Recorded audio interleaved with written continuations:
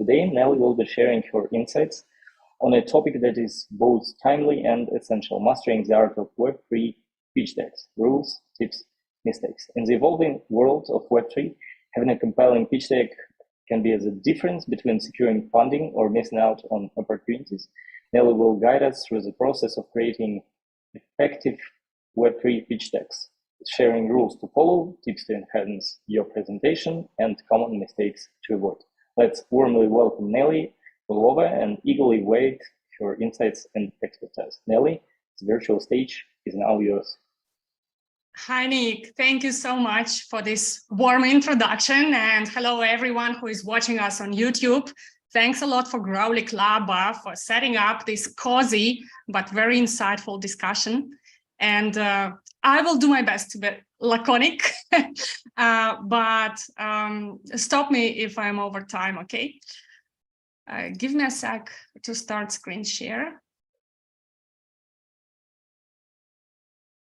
And by the way, I really enjoyed the presentation of Mitch, and he has covered already plenty of important points, not only about fundraising, but also regarding pitch decks. Sure. While I'm sharing my screen, I'm very curious to understand how many of the audience watching us on YouTube now already have their pitch decks ready to show to VC investors. So guys, if you have a minute, drop us a message in the live chat telling if you already have your deck proved and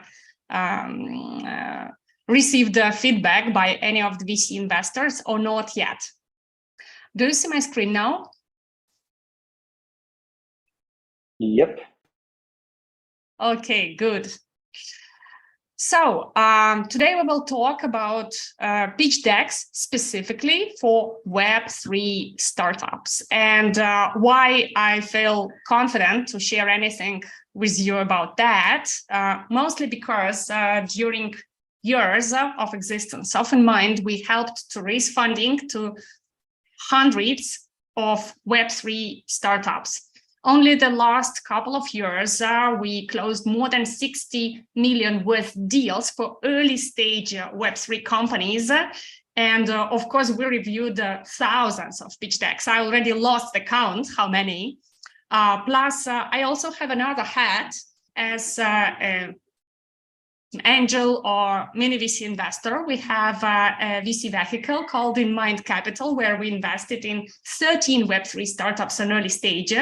So we kind of understand the process both from a founder side, from an investor side, and from a fundraiser side.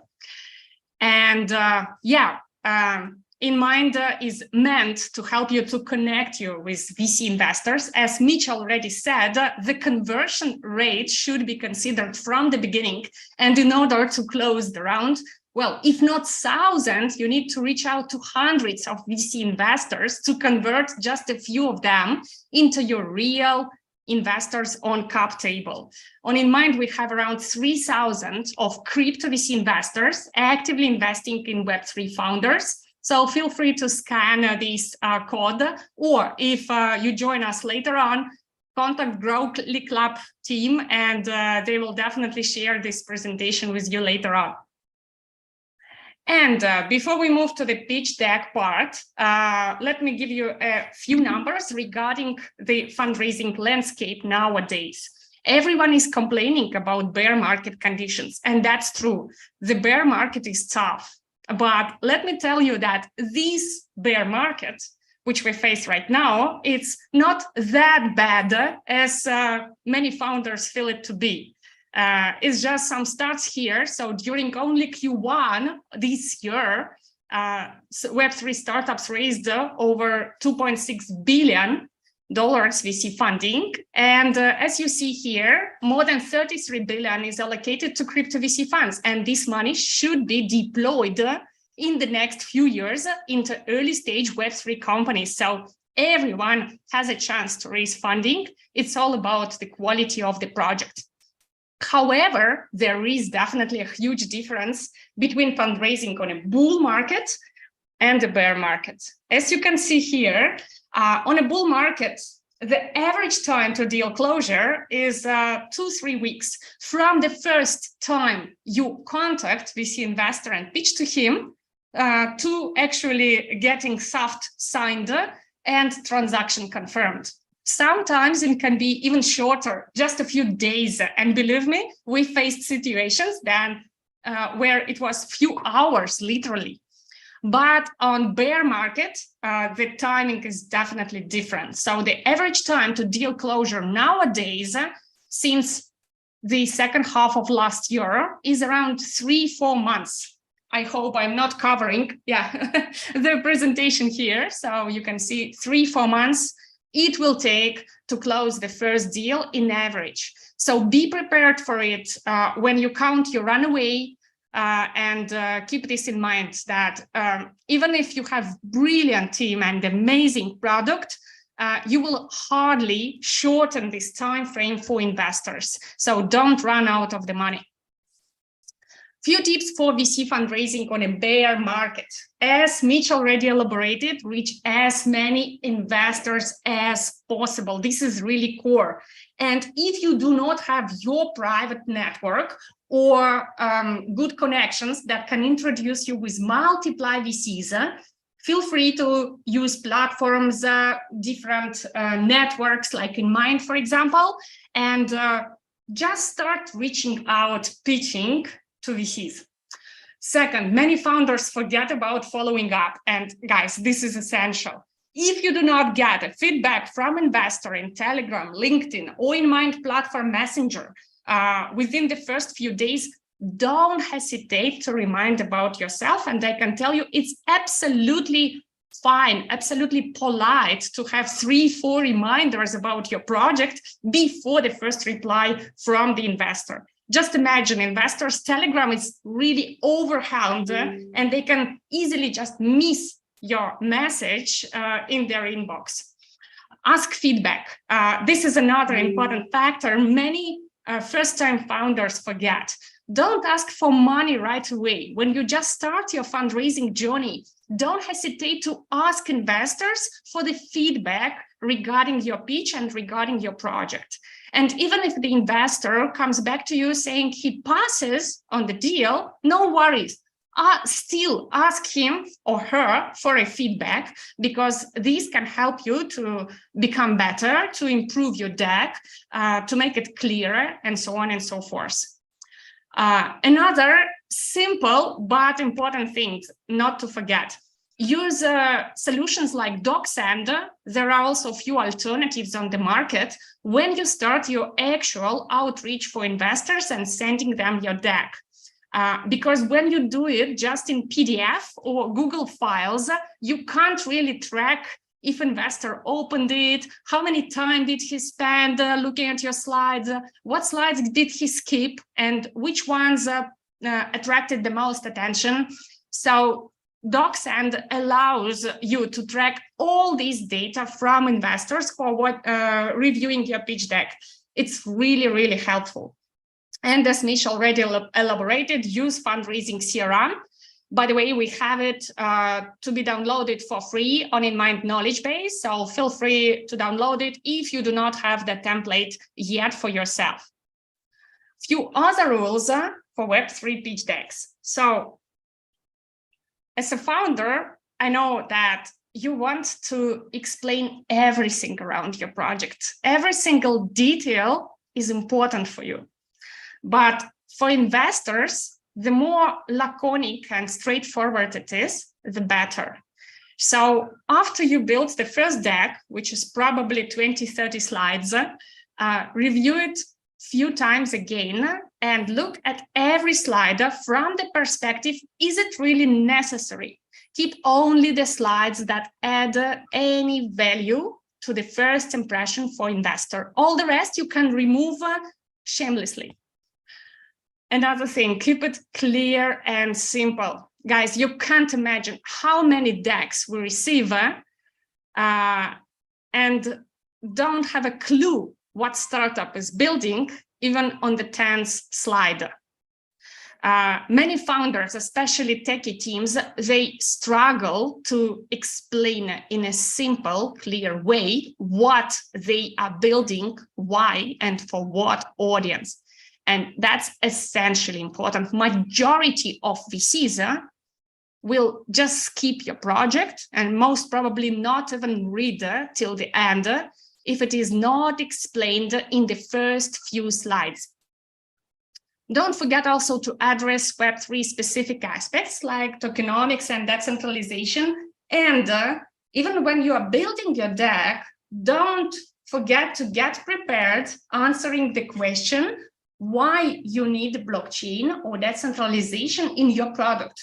Because there are many projects also pivoting from Web 2 to Web 3, and there are also a lot of new projects in the Web 3 sector that are not maybe Web3 or crypto native and that truly believe that tokenization will simplify their fundraising and make their life easier, and due to hype or market conditions, it's the best way to go. It's not true. And majority of smart, experienced investors will question it from the beginning if you really need decentralization and tokens, for example, in your project or not.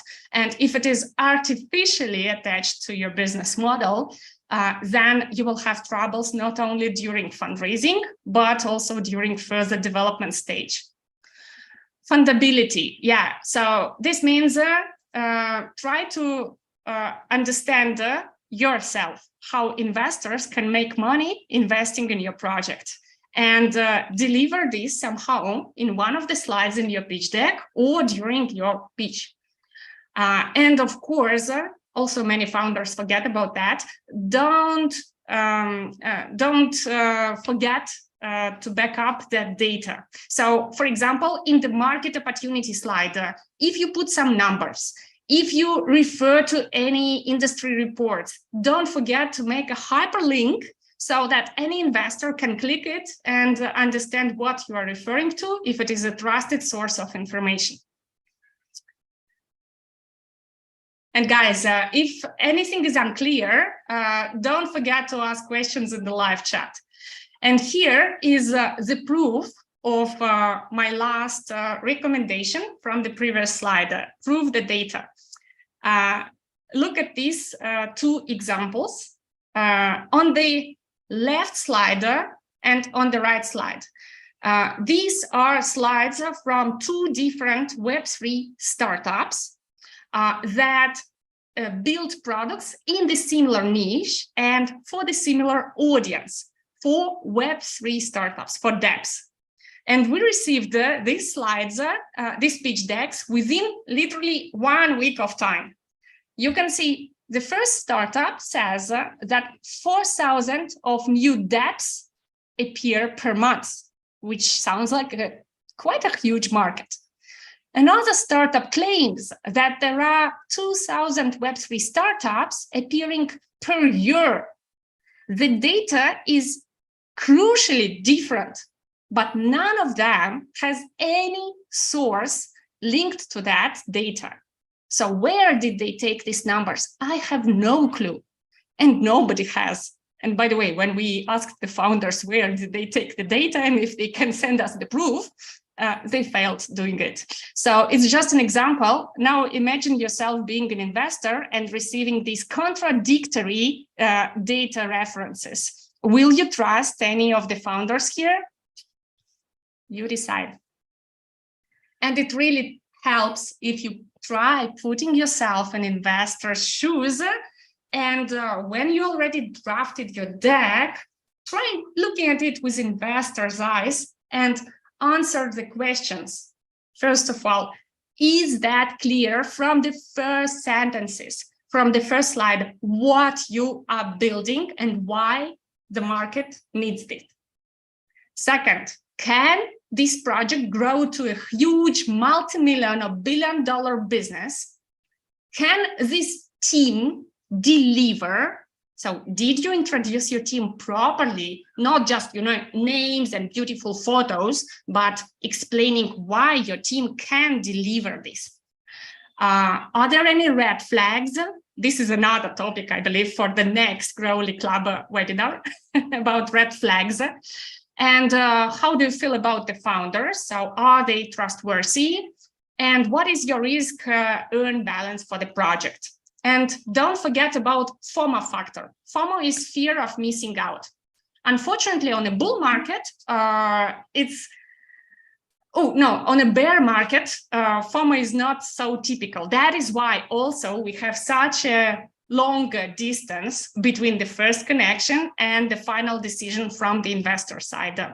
But in general, what can be FOMO? So what can drive investor to invest today or this week and not postpone this deal a few months later? It could be the traction from your side. It could be the new hot deal or huge milestone that will directly affect your valuation in a very short period of time. It can be another huge investor entering your round. So there are multiple reasons to drive FOMO of investors. Think about them and add, if you have any of these, add them to your pitch and your pitch deck. Don't be hesitant.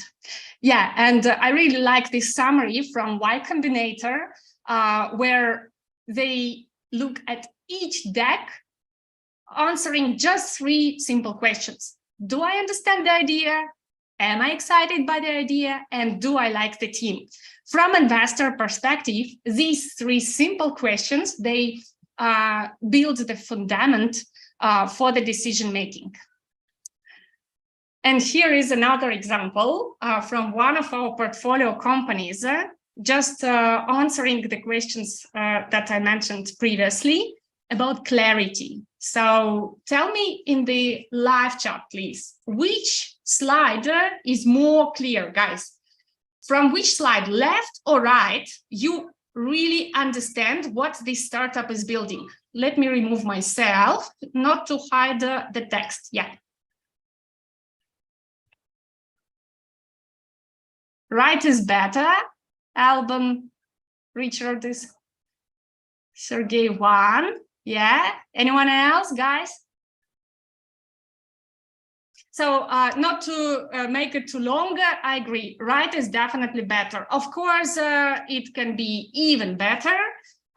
It is never perfect, but you see the difference yourself. Yeah, that when you are not clear with the core messaging, then it makes the whole thing super confusing.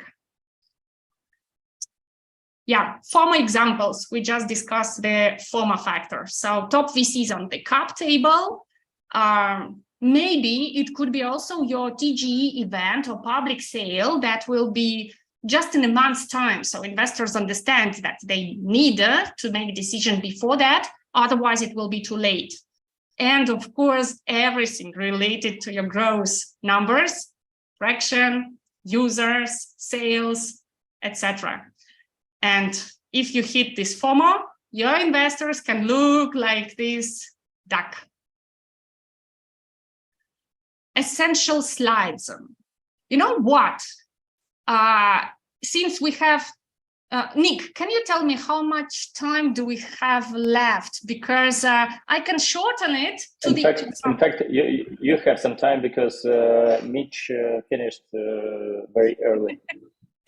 Okay, thank you. Sure.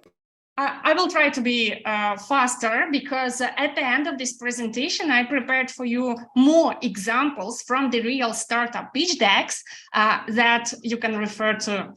So title slide, I already showed to you the example that how can you make it clearer what you are building. The problem, yeah, for sure, discuss the problem and explain why it is huge. And by the way, guys, many founders, they also try to be creative. And instead of following the golden standard of the pitch deck structure, title, problem, solution, product, market, whatever, they try to become creative and removing some slides or adding some new titles it's not really good because all investors are short in time. All VC analysts are also short in time, reviewing hundreds of decks per month. And they spend in average 3-4 minutes per one deck. So they need to understand it very clearly and also understand on what shell in their mind they should put your startup.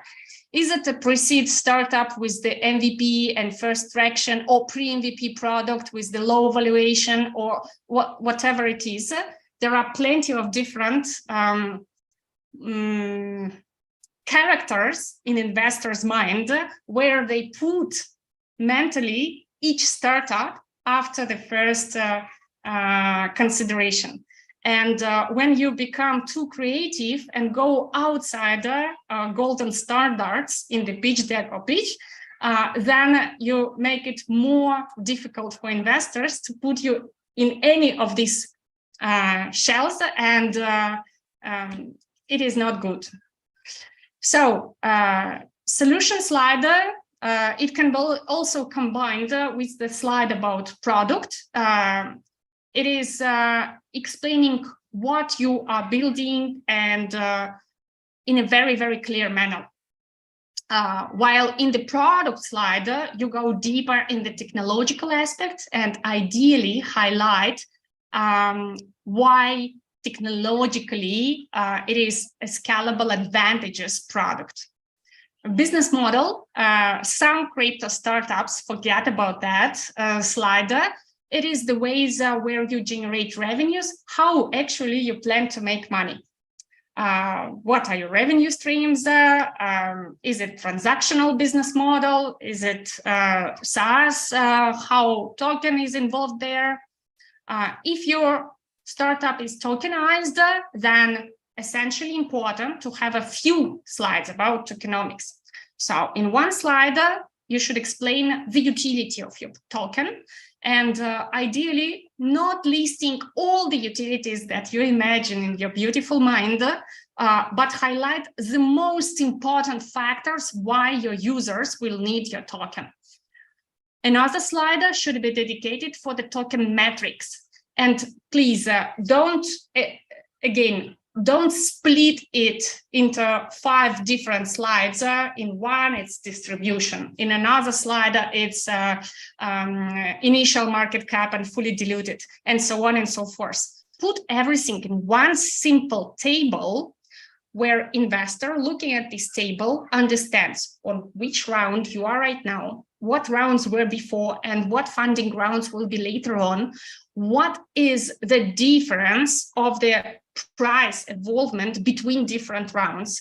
So, for example, if the cost of the token was 30% less before the ongoing round, how much investor may potentially earn? What will be the price of the token for the public round? Initial market cap, fully diluted. Everything should be in one simple table, easily understandable by the investors. Team. For the team members, please don't forget to highlight only the most relevant backgrounds that can somehow prove to investor that you can kick this project off the ground. So don't describe all your life story and all your co-founders' life story. And very important, many investors complain when they do not have in the team slide hyperlink to your LinkedIn profiles of the team members. Unfair advantages. Unfortunately, I rarely see this slide in Web3 and crypto startup pitch decks, but these unfair advantages is everything related why you can overcome competitors. Maybe you have specific IP. Maybe you have access to huge B2B clients or partners with amazingly huge communities that will ensure your access to early adopters or whatever else it could be. Very beneficial to have this slide. Go-to-market strategy. It's about your plan to launch the product and reach the first customers and then scale it up. Competitors, well, I think that's quite clear. traction and roadmap. Extremely important slides, especially about traction. Very often we see pitch decks where after reading it, you still do not understand, does this startup have a product or not yet? It's in the development stage. So please highlight your traction, highlight your development stage, highlight if you have any early adopters, if you did any CAS-DEF, if you have the first sales, everything related to your business traction should be exposed in the deck. And of course, call to action. What actually do you want from investors and how can they reach you out? Yeah, now is the sweet part about examples. But before that, market opportunity slide. Many startups struggle to have to make an extensive market research. They lack numbers, they don't have time or skills to do the proper research of all market opportunities. So just a small hint, you can also look at other startups in your niche. How do they pitch the market opportunities and what numbers do they expose? And as highlighted here, there are more than 15,000 startup profiles on InnMind. You can look at them and make some competitor research there as well. Here is the example of the market slider. So on the left slide, you see project Galaxies, yeah, and they have this report linked and a few sentences. And on the right slide, you see standard time, sum, sum, and the numbers from the market. I'm asking here which one is more convincing, but I'm sure that majority of you will understand the right one is more convincing. Look at your pitch deck after this presentation and think yourself, is your slide more similar to the left one or right one? Another example from the token utility slide. So in this example, we have the described utility for one of the early stage Web3 metaverse projects. And you can see there, the founder tried to convince that there are plenty of utilities, but none of them answers the question why users should spend money to buy your token or spend time and effort to earn your token. So utility is there from the first view, yeah, it's described and plenty of text, but it's absolutely not convincing. Another slide, problem and solutions. So I hope this helps you to see yourself. What is the difference from investors' eyes, yeah? What's the difference between convincing slide and not convincing slide? In both cases, they have the problem described, but on the left slide is just, you know, some statements, bold statements from the founders' minds. On the right slide, you have not only more details, but you also have some numbers from the market, that the current price is like this, yeah, the links and everything. So you have much better understanding of the weight of the problem and how tough it is for the market players. Another slide also actually demonstrating the problem description. So here, the opportunity is explained in statements, just in statements that should be somehow proved and should be somehow checked. And on the right slide, you see it in numbers. So $9 billion worth lost. This is a huge problem for sure for everyone in this market. And you do not need to spend extra effort to convince investor with such a slide. This is about clarity. So I believe we can move on in order not to be long in time. Roadmap. So this is also the beautiful example, I think, because from one side, everyone thinks, oh, roadmap, quite a simple task to explain in your slide. But at the same time, look, there are 3 examples here. On this left bottom side, you see this creative, beautiful, but very unclear structure. Do you have any clue where this project is now? You need to make an effort to understand, we are here December, but I received in this pitch deck in February, so where they are? They should be here. So really messing up and confusing. On the bottom right slide, it's like beautiful, very clear, bold statements, prototype, alpha, closed beta, open beta, etc. And if you have it to be more, if you are on very early stage and want to have it more detailed, combining not only development stage, but also business development stage, you can use as a reference this slide in the middle with more details year by year. Going next. Go-to-market strategy. Yeah, you can also see yourself in the left side. We have the go-to-market strategy from one of the startups. And actually, they put as their go-to-market milestones particular events. Yeah, hackathon on Binance, partnership with ES Force, and specific NFT project launch. But at the same time, looking at this go-to-market strategy, are you convinced that this project will build significant user audience? Or do you have any clue after hitting these 3 milestones, how many users they will generate and how much revenue they will generate afterwards? I believe no. Look at the right slide. Go-to-market strategy consists of also not 3, but 4 main aspects, but at the same time, you have clear KPI, 450K leads generated within the first year, you see it here, and you can understand and measure yourself the opportunity from the investor side. This is what I explained you already about the token slide, token metrics, sorry.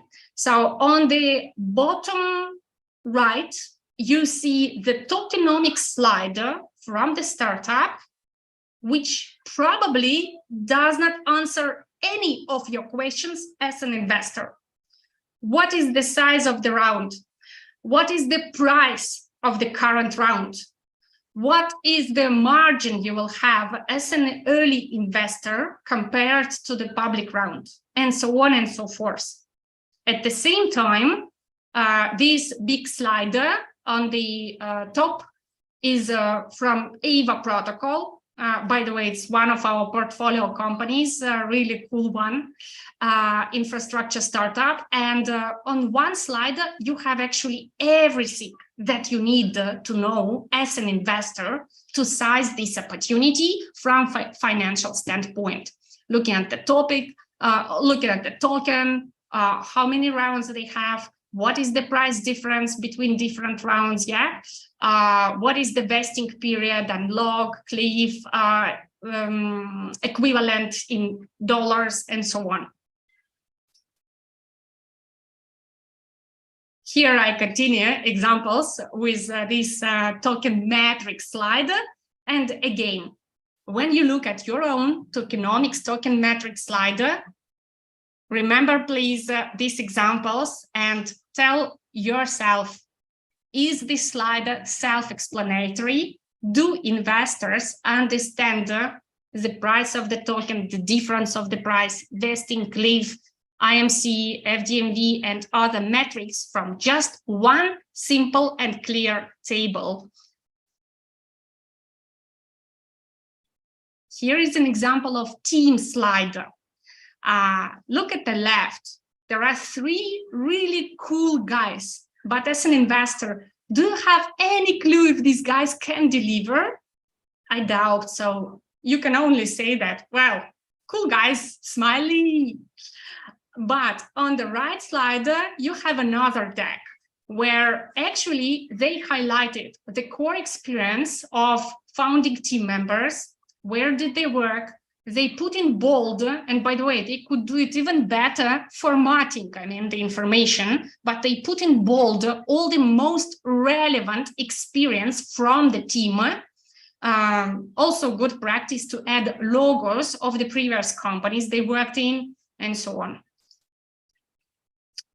Yeah, so here are about common mistakes, but I think at this point of time, we can stop. If you have any questions, make a pause and answer your questions. It would be better. And one more time, even if you forget everything I was talking about today, remember one simple thing: be as clear and self-explanatory in your deck as possible. Don't even dream that if you will have complicated, extra creative delivery of the information, don't even dream that investors will spend extra time and effort to search in the internet and clarify it with you afterwards.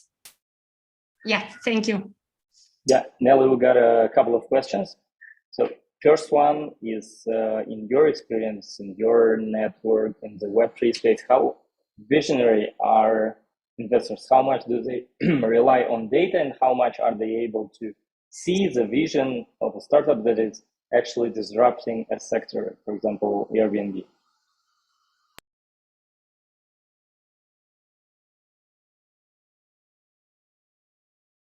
I'm digesting the question and trying to answer in an honest manner. So on my experience, if we speak about specific Web3 and crypto sector and professional VCs that are backing early stage Web3 and crypto startups, Vlad, honestly, majority of them are less visionary and more relying maybe not even to the data, but to the ongoing market trend. Please understand it correctly. I speak not about 100% of VC investors in our niche, but if we speak about majority, the picture is, as I described, they rely on ongoing market trends and on very much rely on the opinions and behavior of other investors, as well as performance of similar startups in the similar niche that may be launched earlier. I hope I answered your question. If not, feel free to drop clarifying question. Excellent. And Nelly, next question from Bacharnik. Nelly, what do you think about the slides when startups are adding table with their competitors, comparing have, don't have, and making the project look like they're the best in the field before even launching?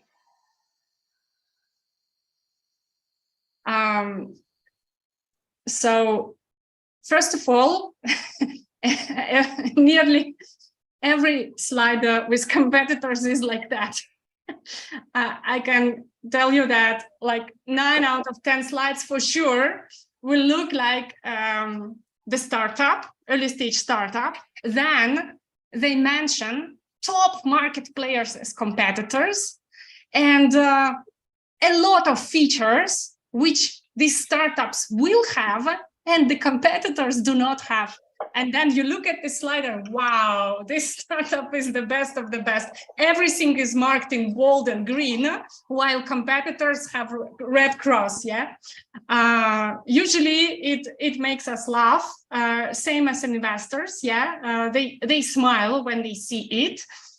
Don't forget, competing is not about actually features. Competing is about more elegant, more cheap, or more fast solution for the problem that is solved in inefficient way nowadays or not solved at all.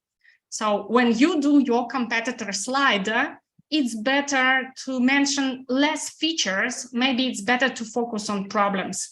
But Charnik, I hope I answered your question again. If not, feel free to clarify with the next ones. Perfect. And another question is from Bertie Range. For projects at MVP pre-seed stage, how do we approach traction? Excuse me. No worries, Nick. If you want, I can open and read it myself. Just a second. So how do we approach traction? Oh. Traction growth sales slides when we're not at that stage yet? So means when you are on a very early stage and you still do not have traction or growth. So first of all, about growth, well, guys, you plan to grow. So on the growth slide, you can put the numbers that you plan. For the traction, I do not believe that you have literally zero traction. Whatever stage you are in, you have done something already. Think about it this way. If you did your customer development and if you reached out for, let's say, 100 of customers, customers, making interviews with them to understand what is their main pain or how much are they willing to pay for the solution? Or if you have reached out to few potential partners that will kickstart your official partnership once your MVP is live. Or if you have any leads from B2B sector or whatever that would love to sign MOU on your next development stage. All these can be a part of your traction slider. So traction slider is not about how big your numbers are to present. It's about demonstrating to investors that you are not just, you did not wake up yesterday with the idea to make a startup and immediately asking them for money without doing anything by yourself so far. Even if you managed to build up a team of great partners working for free for your project because they believe in it, it is already traction as well. Because as a founder, you could motivate other people to work for free and maybe spend their time and money to build something together. So reconsider your own understanding of your traction. Yeah, Nelly, thank you for the answer. Could you please move your head out of the way of your QR code to make it work? And okay. we have one or two more questions. So one is from Elban Richard. What are the interests of Web3 ventures from equity to ICO or IDO? First, interested by equity versus tokens. Are they asking for both if there is an ICO IDO on the roadmap? Alban, this is a very good question, and I can tell you that my answer will relate to the current market conditions, because what we observed so far, for example, 2 years ago, vast majority, more than 90% of Web3 VCs, they would prefer to go purely on tokens, not equity at all. Since the bear market started, more and more investors wanted to secure the deal, having a part in equity in addition to tokens. And nowadays, I can tell you that I think at least 50% of crypto VCs would love to receive an offer in equity plus tokens. Moreover, many good startups nowadays, they are not preparing to launch token as soon as possible because they understand there is no clarity how long this bear market will last. And they do not want to give to give unproven promises to investors that they will launch in 2 months or 3 months or half a year. If the market will be really bad for public launch, then what's the sense to plan your TGE in a 3 months time? Thus, instead of doing clear traditional SAFT, they are offering equity plus token warrant. This also refers to another situation when a startup does not have full tokenomics in place yet. So, for example, you are building your tokenomics, you understand that it will be the core of your business model, but at this moment of time, you still needed to run some experiments with your early adopters to understand what will be the best setup of your future token, what will be the main metrics that will help you to build a sustainable business model and token model. And thus, instead of doing SAFT again, they are offering equity plus token warrant. It's a standard form. By the way, we have a template of such an agreement on InnMind knowledge base as well. You can download it. I hope I answered your question. If not, let me know, and I will do my best to answer it better. Nelli, and the final question from Terra Global Sales Partners. So they said, we secured 2 grants. Would this quantify, I believe they mean qualify as traction? Of course, guys. So this is one of the examples of the traction you can demonstrate. However, please don't put it only grants, yeah? Put anything else in this slide that you have achieved so far. But securing 2 grants, I guess these grants are from blockchain protocols, correct? So this is also demonstrating to investors that those grant providers believe in your startup. In these market conditions, nobody gives helicopter money as it was 2 years ago, where Polygon, for example, was throwing tickets like 5K to every single startup who applied without even doing any due diligence. Right now, it's an opposite situation. Every blockchain protocol is more or less doing due diligence, consideration, and they significantly reduce the amount of grant money they are giving away. So if you secured grants from 2 companies on such market conditions, this is definitely an achievement that you can highlight in your traction slide. Excellent. So that was the final question. Thank you, Nelli.